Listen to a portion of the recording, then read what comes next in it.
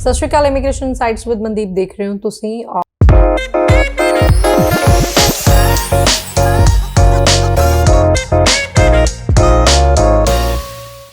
हर वार की तरह मेरे नाल एक्सपर्ट्स मौजूद होंगे ने। एक बार फिर तो मेरे नाल जुड़े ने वेस्टर्न ओवरसीज़ दे एमडी मिस्टर प्रदीप बालियान जी। बहुत बहुत स्वागत है सर हुणां दा। सत श्री अकाल जी। Thank you ji.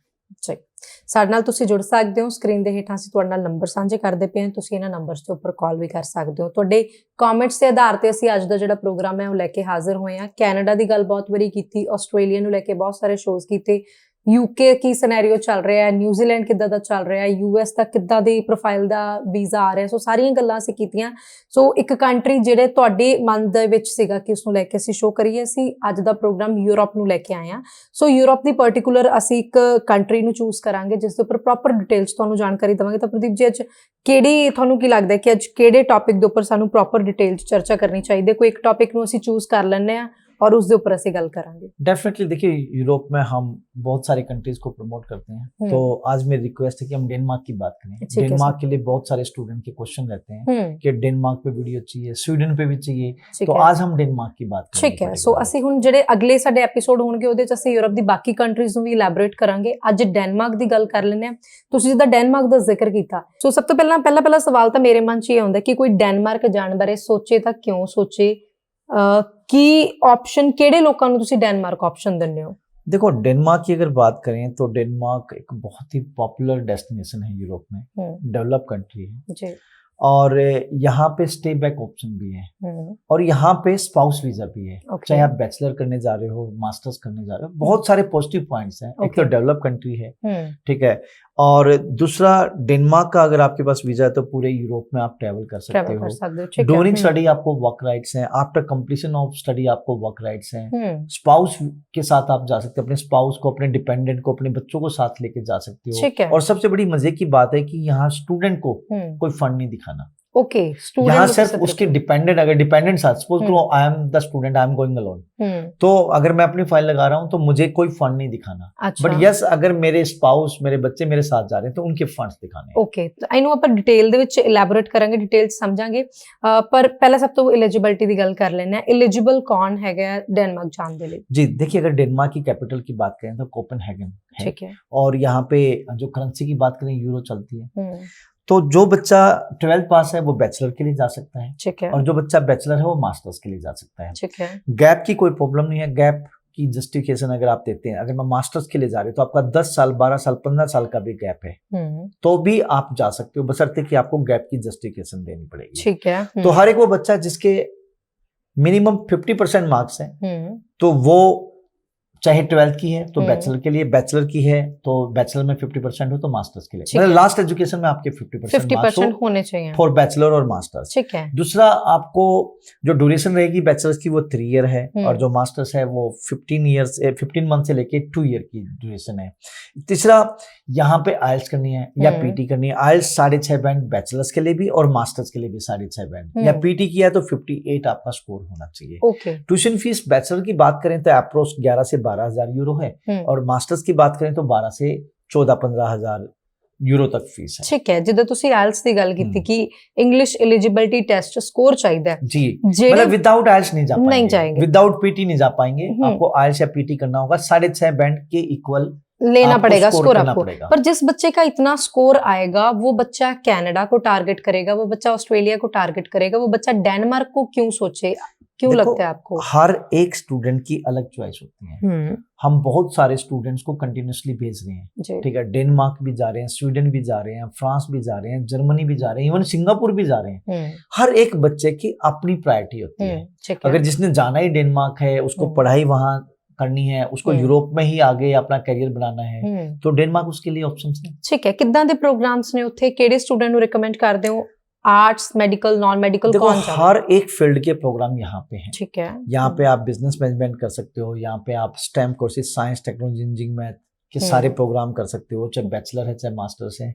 Tourism, hospitality management से रिलेटेड भी प्रोग्राम कर सकते हो। हर एक फील्ड के लिए यहाँ पे बैचलर और मास्टर्स, ठीक है। जिद्दां प्रोग्राम की शुरुआत च तुसीं जिक्र कीता सी कि फंड्स मेन एप्लीकेंट ਨੂੰ ਸ਼ੋ ਕਰਨ ਦੀ ਜ਼ਰੂਰਤ ਨਹੀਂ ਹੈ, ਫੰਡਸ ਨੂੰ ਵੀ ਪ੍ਰੋਪਰ ਤਰੀਕੇ ਨਾਲ ਸਮਝਣਾ ਚਾਹੂੰਗੀ। ਉਸ ਤੋਂ ਪਹਿਲਾਂ ਇੱਕ ਫੀਸ ਸਟਰਕਚਰ ਨੂੰ ਤੁਸੀਂ ਥੋੜਾ ਜਿਹਾ ਸਮਝਾ ਦਿਓ, ਕਿੰਨਾ ਕੁ ਪਾਕਟ ਫ੍ਰੈਂਡਲੀ ਕੰਟਰੀ ਹੈ ਔਰ ਕਿੰਨੀ ਕੁ ਟਾਈਮ ਦੀ ਫੀਸ ਸਾਨੂੰ ਪਹਿਲਾਂ ਭਰ ਕੇ ਜਾਣਾ ਪਊਗਾ? देखो जैसे मैंने बताया बैचलर की फीस 11 से 12,000 यूरो है, ठीक है। और जो आप मास्टर्स में जा रहे हैं तो 12 से 14,000 यूरो है। ठीक है। तो यहाँ पे डिपेंड करता है, मैक्सिमम यूनिवर्सिटी 1 ईयर की फीस मांगते हैं, और मैं सजेस्ट करता हूँ कि बच्चे को 1 ईयर की फीस पूरी देनी पड़ेगी। ठीक है। इसके अलावा अगर मान लो अकेले जा रहे हैं तो आपको कोई फंड नहीं दिखाने, लेकिन यस अगर आप अपने स्पाउस और अपने डिपेंडेंट को लेके जा रहे हैं तो उनकी 9 लाख रुपए पर कैंडिडेट आपको दिखाने होंगे। सपोज करो मैं स्टूडेंट हूँ, अकेला जा रहा हूँ, तो मैंने फीस पे की और मैंने अपनी फाइल वीजा लगा, और वीजा भी वहीं से आना है। अच्छा, ठीक है। रेजिडेंस परमिट भी उधर डेनमार्क से ही आना है। ओके, ठीक है। दूसरा, अगर मान लो दूसरी कंडीशन है, मैं और मेरे साथ में मेरी वाइफ और मेरे बच्चे जा रहे हैं, तो मैं स्टूडेंट हूँ तो मुझे अपने कोई फंड नहीं दिखाने, लेकिन मुझे अपनी वाइफ के 9 लाख रुपए और अपने बच्चों के 9 लाख रुपए, ईच कैंडिडेट के मुझे 9 लाख रुपए दिखाने, और 1 हफ्ता पुराना भी पैसा हो चल जाएगा, 1 मंथ ओल्ड स्टेटमेंट। ठीक है, ਥੋੜੀ ਜਿਹੀ ਇਹਨੂੰ ਡੀਪਲੀ ਹੋਰ ਡਿਸਕਸ ਕਰਾਂਗੇ, ਕਿਉਂਕਿ ਕਈ ਵਾਰੀ ਕੀ ਹੁੰਦਾ ਹੈ ਅਸੀਂ ਔਨ ਸਕਰੀਨ ਗੱਲਾਂ ਕੁਝ ਹੋਰ ਕਰਦੇ ਹਾਂ, ਜਦੋਂ ਕਾਉਂਸਲਿੰਗ ਲਈ ਸਟੂਡੈਂਟ ਆਉਂਦਾ ਉਹਦੇ ਸਾਹਮਣੇ ਹੋਰ ਗੱਲਾਂ ਆਉਂਦੀਆਂ, ਤਾਂ ਸਟੂਡੈਂਟ ਹੁਣ ਜਿੱਦਾਂ ਤੁਸੀਂ ਗੱਲ ਕੀਤੀ ਕਿ ਫੰਡ ਨਹੀਂ ਜਾਣਗੇ, ਇਟ ਮੀਨਸ ਕੋਈ ਬਲੌਕ ਅਕਾਊਂਟ ਜਾਏਗਾ ਉੱਥੇ? ਨਹੀਂ, यहाँ पे कोई ब्लॉक अकाउंट भी नहीं जाएगा। और पॉकेट फ्रेंडली कंट्री है, 1100-1200 जड़ी यूरो, 11,000 यूरो पे 11,000 यूरो। देखो आज की डेट में जो यूरो है वो 90 प्लस का स्कोर, 90 प्लस का चल रहा है, तो आप कह सकते हो 9-10 लाख रुपए फीस। मतलब जिन्हां दे कोल ओल्ड फंड्स नहीं हैगे उन्हां वास्ते कंट्री वधिया है। फंड्स हैं, you are acceptable, no worry. आपने यूरोप में अपना करियर बनाना है, टॉप रैंक यूनिवर्सिटी कॉलेज में आपका हम एडमिशन करा रहे हैं, ड्यूरिंग स्टडी आपको 20 घंटे वर्क अलाउ है, स्टडी कंप्लीट करने के बाद स्टे बैक ऑप्शन है। मोस्टली प्रोग्राम्स में 6 मंथ का स्टे बैक है, तो 6 मंथ का जॉब सीकर वीजा है, उसमें आपको अगर एम्प्लॉयर मिल जाता है, जॉब सर्च कर लेते हो, एम्प्लॉयर मिल जाता है, तो वीजा आपका आगे एक्सटेंड हो जाएगा। ठीक है। लेकिन there are some bachelor program, engineering bachelor program, ठीक है, वहां पे अप टू 3 ईयर का भी है। जैसे मैंने बताया स्टे बैक ऑप्शन जो है, मतलब पोस्ट स्टडी वर्क वीजा, वो 6 महीने का है।